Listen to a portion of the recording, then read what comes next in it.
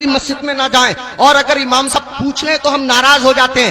امام صاحب پوچھ لیں بھائی فجر میں نہیں آئے کہاں تھے، تو ہم ناراض ہوتے ہیں، امام نے میری بے عزتی کر دی، 4 لوگوں کے بیچ رسوا کر دیا۔ امام صاحب اگر ایک ٹائم نہ رہیں تو ایسے لوگ جو جمعے کی جمعے جاتے ہیں وہ ہنگامہ مچا دیتے ہیں۔ امام کے بچے نہیں ہیں، امام کی رشتہ داری نہیں ہے، امام کی سسرال نہیں ہے، امام کی ددھیال نہیں ہے، امام کی ننیحال نہیں ہے، امام کا کون نہیں ہے، امام کے چچا بھی ہیں، امام کے تاؤ بھی ہیں، امام میرے تمہارے طرح آدمی ہے۔ مجھے بتاؤ کہیں کوئی مر جائے گا تو امام کو جانا پڑے گا یا نہیں جانا پڑے گا؟ کہیں کوئی پیدا ہوگا تو امام کو جانا پڑے گا یا نہیں جانا پڑے گا؟ کہیں کسی کو تکلیف ہے، کہیں کسی کی طبیعت اچھی ہے، کہیں کسی کی خراب ہے، 1000 ذمہ داری امام کے ساتھ ہوتی ہیں۔ اگر 1-2 دن امام غیر حاضر رہ جائے تو لوگ بے وجہ اس کا حساب کرنے پہ تل جاتے ہیں اور پھر امام کے پیچھے ہاتھ دھو کے پڑ جاتے ہیں۔ ہونا یہ چاہیے 2 امام ہونے چاہیے مسجد میں، ایک امام ہونا چاہیے، ایک نائب امام ہونا چاہیے۔ امام صاحب اگر کام سے چلے جائیں تو نائب امام ان کا کام انجام دے سکے۔ اماموں کی تنخواہ بڑھاؤ، اب ایک دم تو بڑھا نہیں سکتے، میں ایک ترکیب بتاتا ہوں اور پھر حضرت مفتی صاحب کو آواز دیتا ہوں۔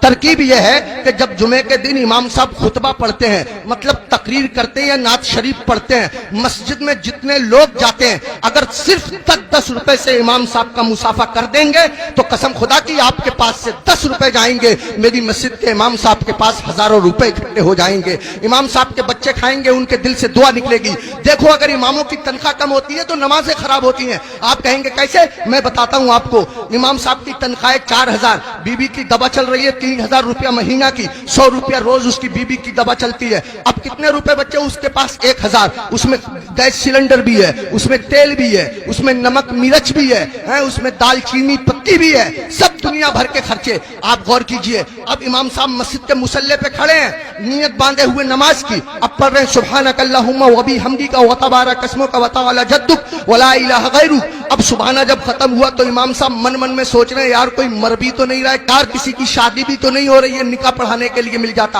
امام صاحب کھڑے ہیں مصلی پہ، سوچ رہے ہیں، پڑھ رہے ہیں 40واں، کھڑے ہیں مصلی پہ پڑھا رہے ہیں نکاح۔ قسم خدا کی اگر تم لوگوں نے اپنے امام کی تنخواہیں معقول رکھی ہوتی تو تمہارا امام جہاں ہوتا امام کی نیت بھی وہی ہوتی، تمہارا امام جہاں ہوتا امام کا دل بھی وہی ہوتا، تمہارا امام جہاں ہوتا امام کا خیال بھی وہی ہوتا۔ اماموں کی تنخواہیں بڑھاؤ، ملا کرو، ہر ہفتے معمول بنا لو۔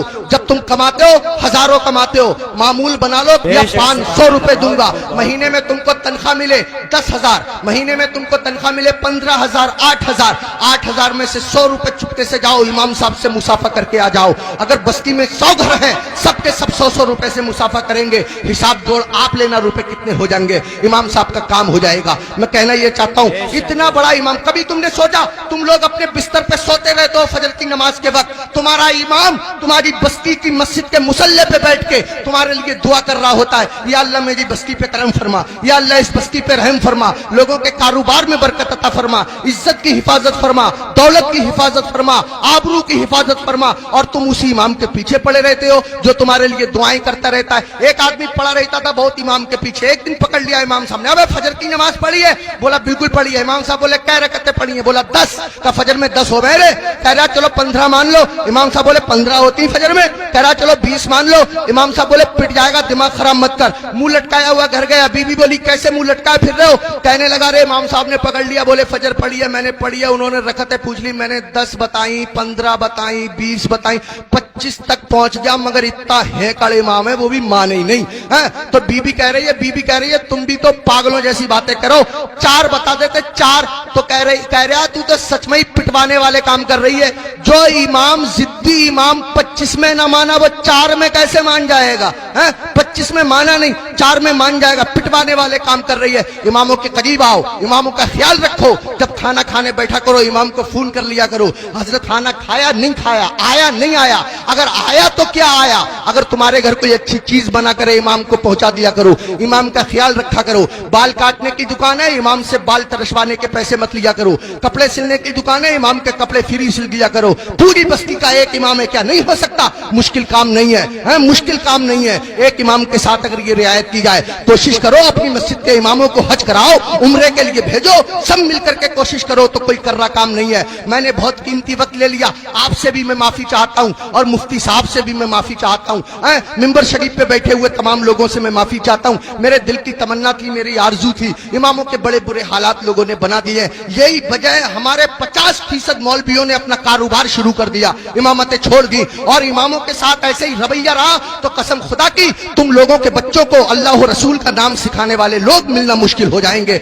ऐसी हालतें पैदा हो जाएंगी। इमामों की कदर करो, इन लोगों से दीन जिंदा है, इन लोगों से इस्लाम जिंदा है, इन लोगों से हमारा मजहब जिंदा है। शायरों के कदमों पे 1-1 हजार, 2-2 हजार, 20-20 हजार, हमारी जमात में ऐसे ऐसे शायर भी हैं जो 2-2 नाते पढ़ने के 1-1 लाख लेते हैं। तकरीर करने वाले लोग ऐसे भी हैं जो 2.5-2.5 लाख लेते हैं। उनको एयर कंडीशन रूम चाहिए, किसी आम आदमी के मकान में ठहरेंगे नहीं, 5 स्टार होटल उनको कियाम करने के लिए चाहिए। हमारी कौम सब कुछ बर्दाश्त करती है, लेकिन जब निकाह का नंबर आता है और इमाम साहब कह रहे हैं 3,000 लूंगा, तो पूछे कौन सी किताब में लिखा हुआ है भाई 3,000 ही लोगे, इससे कम नहीं लोगे? और वो 3,000 में से भी 500 रुपए ले लेते हैं मस्जिद के लिए, 1,000 रुपए मस्जिद के लिए। शरीयत का मसला यह है, निकाह पढ़ाने में जितने पैसे मिलते हैं वो सबके सब इमाम निकाह पढ़ाने वाले के होते हैं। अगर जबरन उससे मस्जिद के लिए पैसे लिए जाएंगे तो लेने वाले लोग मैदान महशर में उसका कर्जा देने के लिए तैयार रहे। इमाम के साथ वो ज्यादती जो लोग कर रहे हैं, इमाम के नाम से उगाते हैं ईद में लोग पैसे,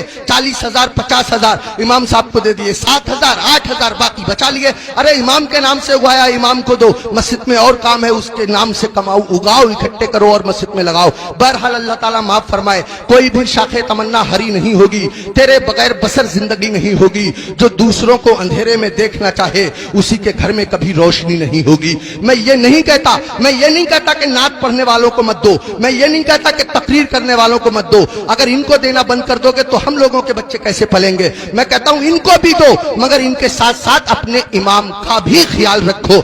ये वो इमाम है जो तुम्हारे बाप का निकाह पढ़ाता है, तब आदमी जायज तरीके से पैदा होता है। अगर इसने बाप का निकाह ना पढ़ाया होता तो आदमी दुनिया में पैदा होने के बाद किसी को मुंह दिखाने के काबिल न रहता। आज मैं इज्जत से खड़ा हुआ हूं, ये मेरे मस्जिद के इमाम साहब की बदौलत है, उन्होंने मेरे बाप का निकाह पढ़ा दिया था।